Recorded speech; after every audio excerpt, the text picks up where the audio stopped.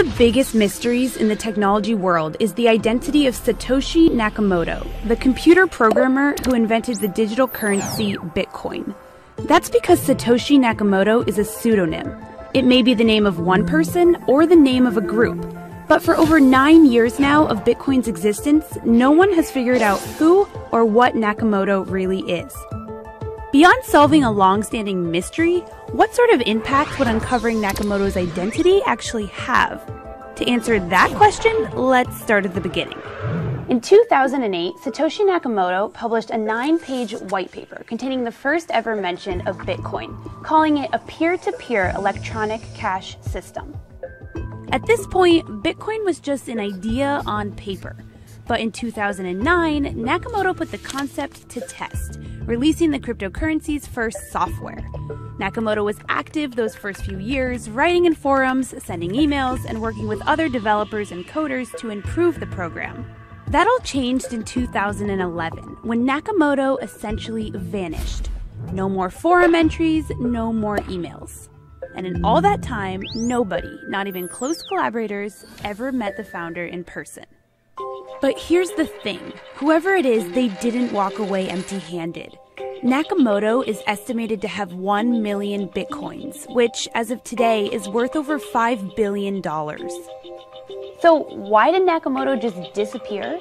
Well, there are two competing theories. There's the good Satoshi hypothesis, which holds that Satoshi really wanted to let Bitcoin go and become its own thing without him. The other hypothesis is that Satoshi really just saw Bitcoin taking off and wanted to keep his privacy. That's Matt Green, a cryptocurrency professor at Johns Hopkins University.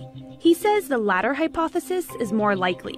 And as evidence, he points to the story of Dorian Nakamoto, a Japanese-American who, in 2014, was incorrectly identified as being the inventor of Bitcoin.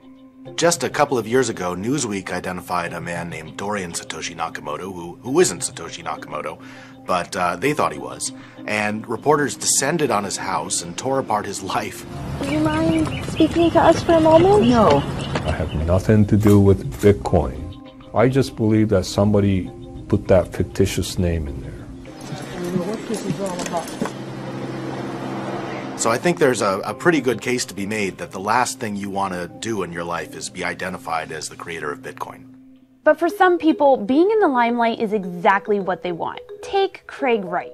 He's a former Australian academic who, in 2016, told the BBC on camera that he could prove he was the founder of Bitcoin.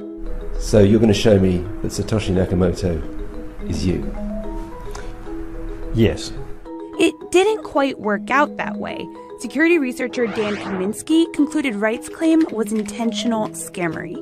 For someone like Craig Stephen Wright, it may have been, beneficial in his mind to claim that, authority. You're able to speak at conferences, garner a lot of support. Ben Yu is a cryptocurrency investor living in San Francisco. He thinks Nakamoto is Nick Szabo, an American computer scientist. There is strong evidence pointing to certain people who may be Satoshi Nakamoto, but ultimately nothing definitively conclusive. So why do people keep searching? It comes down to money and politics. Bitcoin has a finite supply. There are only 21 million that can ever be mined. Nakamoto is assumed to have 1 million of them, which amounts to about 5% of the entire cryptocurrency. So let's put that in perspective. Take gold. The US government holds the most gold reserves of anyone in the world at about 8,000 tons. The estimated total gold in the world is 187,000 tons, so the US has about 4.3% of the world's total supply. That means Nakamoto may have a bigger stake in Bitcoin than the entire US government has in gold. And if Nakamoto were to unload those Bitcoins quickly, the value of the crypto could tank. The thing about Bitcoin is if you control 1 million of them, you have the ability to flood the market at any point. Think of them as rare baseball cards, right? They're valuable because they're rare. If somebody could dump hundreds or thousands of Mickey Mantle trading cards, rare ones, onto the market, they wouldn't be worth so much anymore. So that's kind of the danger with Satoshi. But some people don't think the impact would be long-lasting. Ultimately, like every form of currency or money, Bitcoin's value is predicated on its trust, and Bitcoin has already been deemed extremely trustworthy by a lot of people. There's about $3 billion of value being traded in trading volume every day, and the market cap is already over 70 billion. So even if Satoshi did crash the price with a few $1 billion of Bitcoin being sold, ultimately it would rebound back, I believe, as the trust is already there from many other parties. Then there's the influence Nakamoto could have on politics.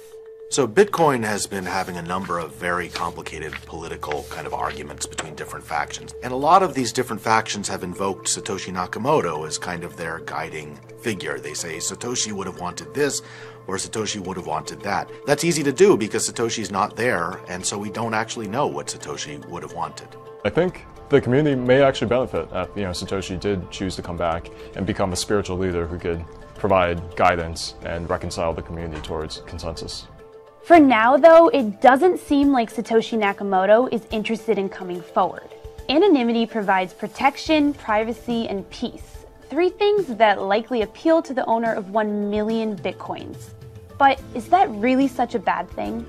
With the havoc it could wreak on the price of Bitcoin and internal politics, it may be better off that Nakamoto, whoever that is, remain anonymous and inactive indefinitely. But that won't stop people from wondering.